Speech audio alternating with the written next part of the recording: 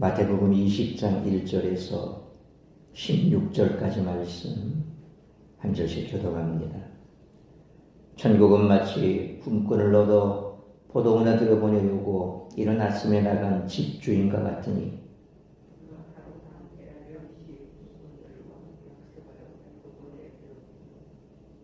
또 제3시에 나가보니 장터에 놀고 서 있는 사람들이 또 있는지라.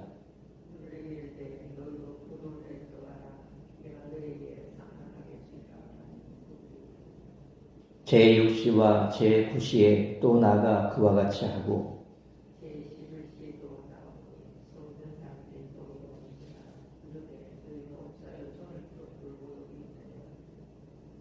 이르되 우리를 품꾼으로 쓰는 이가 없음이니이다. 이르되 너희도 포도원에 들어가라 하니라.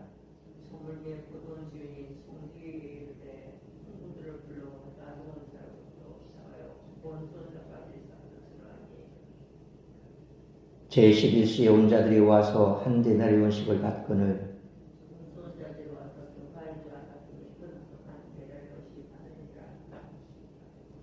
받은 후 집주인을 원망하여 이르되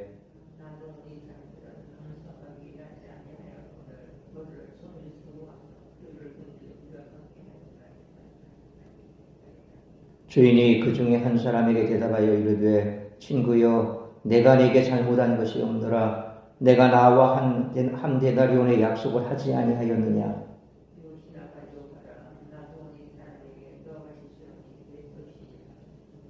내 것을 가지고 내 뜻대로 할 것이 아니냐. 내가 선함으로 내가 악하게 보느냐. 이와 같이 나중된 자로서 먼저 되고 먼저 된 자로서 나중되리라. 아멘. 예수님은 천국은 마치 무엇과 같으니라는 표현으로 비유를 시작하십니다. 예수님은 천국의 특성을 설명하기 위해 이런 형식의 도입부를 13장 31절, 33절, 44절로 45절, 그리고 47절, 또 18장 23절과 같이 자주 사용하셨습니다. 포도원 주인은 품꾼을 얻어 포도원에 들여보내려고 이른 아침에 나갑니다. 주인은 무가치한 품꾼들을 불러 포도원에서 일을 시키고 동일한 품삯을 주시는 자비로운 하나님이십니다. 예수님은 공생의 기간에 사회에서 소외된 사람들을 향한 관심과 사랑을 보이셨고 그들을 하나님 나라로 초청하셨습니다.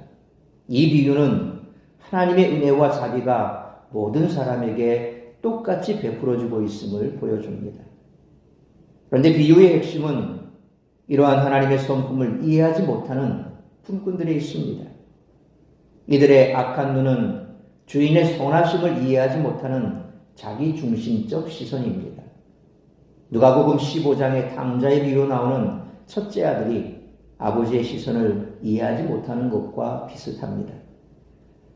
제자들은 세상과는 다른 역설의 시선, 자기중심적 시선에서 벗어나 하나님 중심의 시선으로 바라보아야만 그 나라를 이해하고 동참할 수 있습니다. 제자들은 그러한 시선을 통해 하나님이 부르시는 사람이면 누구든지 공동체 안에서 용납하고 사랑해야 합니다. 인종, 민족, 경제 차이에서 오는 편견을 극복하고 한 공동체를 이루는 것이 당시 제자들이 당면한 과제였습니다. 물론 오늘날도 교회 안에서도 마찬가지입니다. 오랫동안 한 교회에서 열심히 수고하고 봉사하신 분이 늦게 들어와서 인정받고 사랑받는 사람을 보면 왠지 모르게 좀 질투와 시기심이 나지요. 그래서 그런 감정을 잘 다스리지 못하면 그때부터 그 사람에 대해서 이제 분한 마음이 듭니다. 나는 여기에서 10년, 20년 그렇게 봉사했는데 이제 들어온 지 얼마 안 된 저 집사 저렇게 목사님의 사랑을 받는 것 같아. 그러면 그때부터 흠을 잡기 시작합니다. 저렇게 열심히 해도 결과는 그래. 아니면 또 분명 목사님 마음에 들려고 알랑방귀 끼고 있다. 이러면서 자꾸 이제 그런 마음이 들죠. 그러면 그때부터 내 신앙은 점점 이제 밑으로 처지기 시작합니다. 오늘 품꾼들을 보면 그렇잖아요. 몇 시간 일했는데 나는 얼마를 했는데.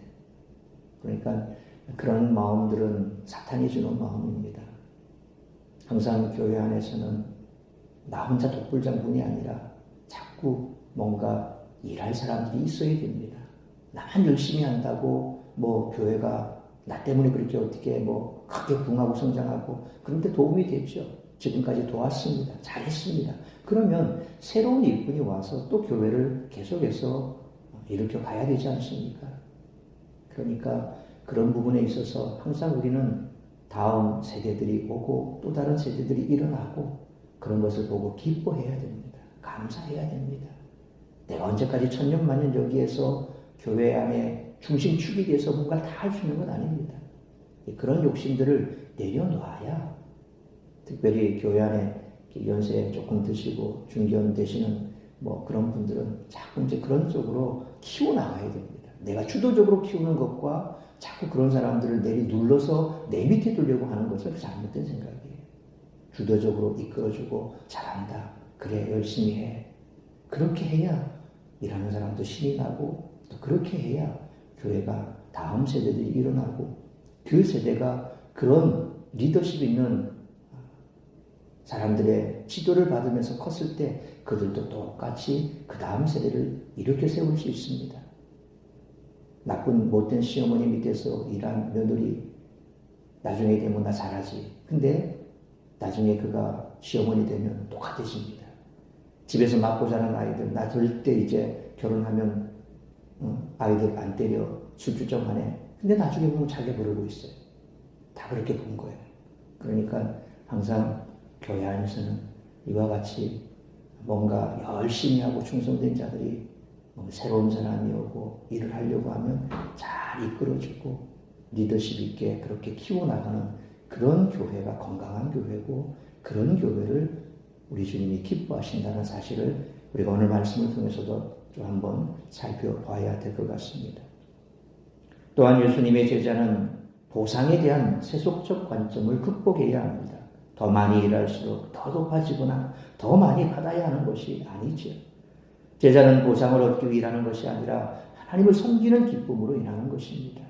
하나님이 우리를 초청하셔서 그 나라 일에 참여케 하신 것만으로도 충분한 감사와 기쁨을 누려야 합니다. 그래서 뭔가 새로운 일꾼이 와서 잘하면 이제 하나님께서 또 새로운 일꾼을 보내주셨네. 참 감사하네.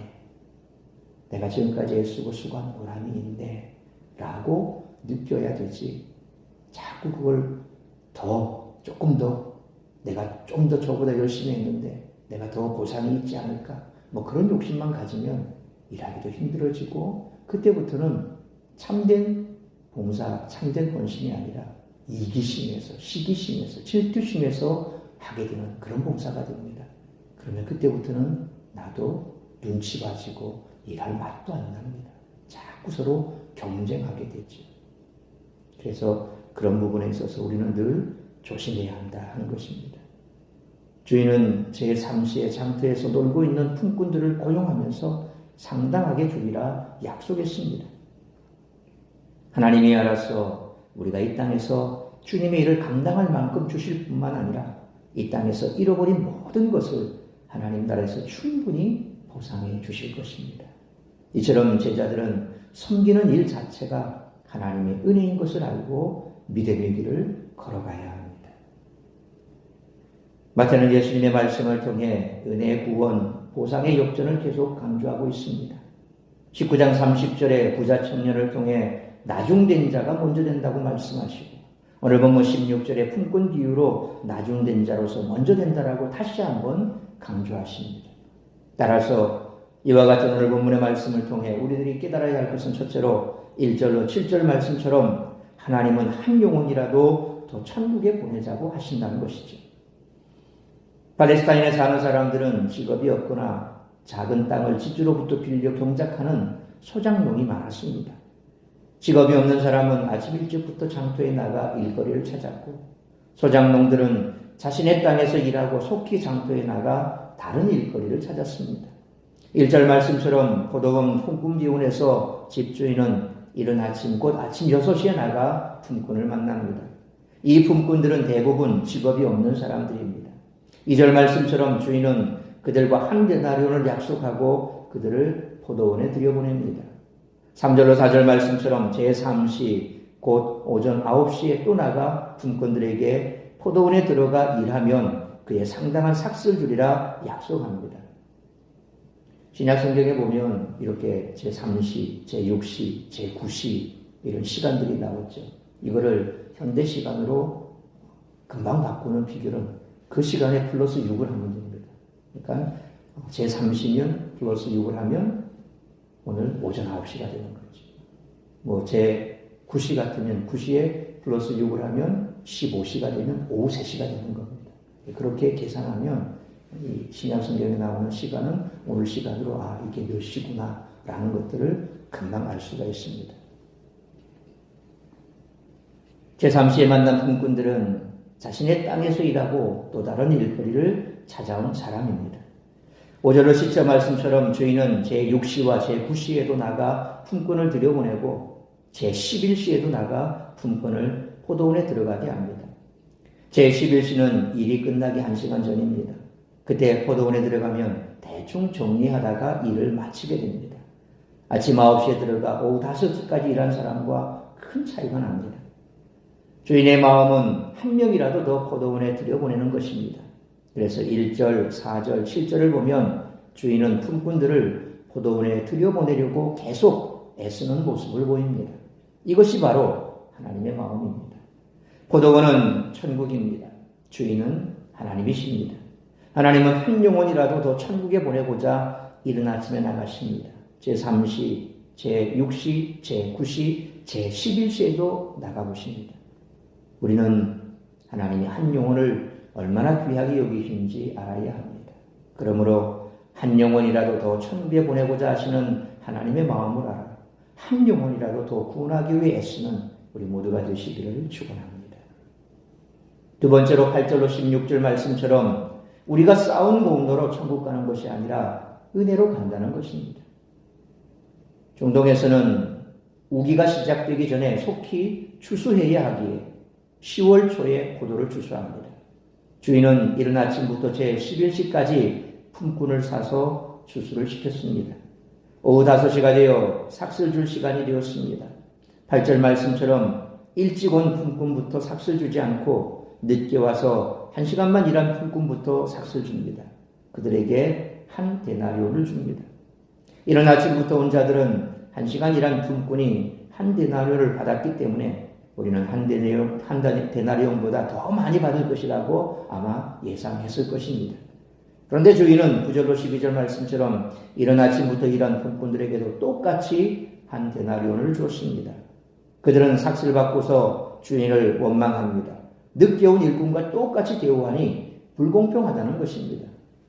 어쩌면 우리도 그런 생각을 분명 할 겁니다. 왜 내가 이만큼 일했는데 저만큼 일한 사람하고 똑같냐 이 말이야.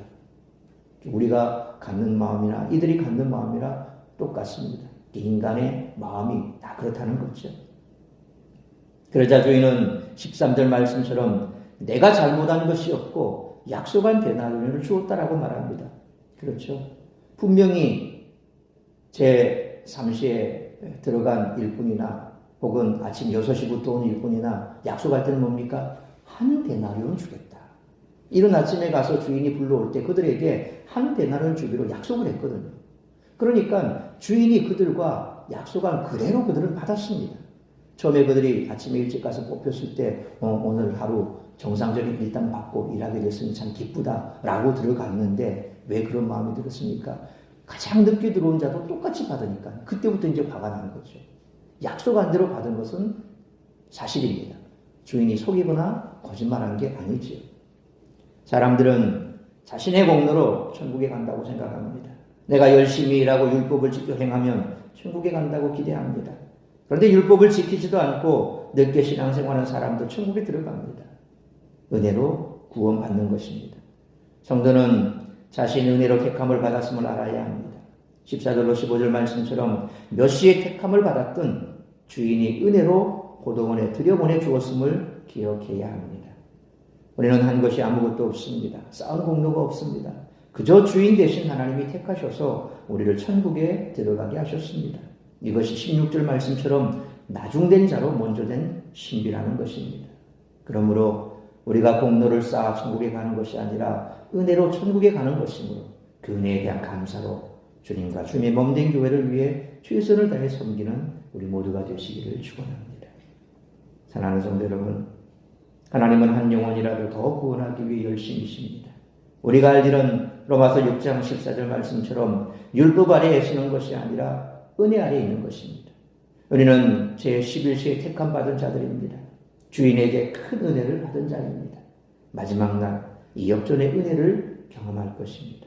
그러므로 한 영혼이라도 더 천국에 보내고자 하시는 하나님의 마음을 알아 한 영혼이라도 더 구원하기 위해 애써야 할 뿐만 아니라 우리가 공로로 쌓아 천국을 가는 것이 아니라 은혜로 천국에 가는 것이므로 그 은혜에 대한 감사로 주님의 몸된 교회와 또 하나님 나라의 복음을 위해 최선을 다해 섬기는 우리 모두가 되시기를 주님의 이름으로 축원합니다. 기도하겠습니다. 거룩하신 아버지 하나님, 은혜와 사랑을 감사합니다.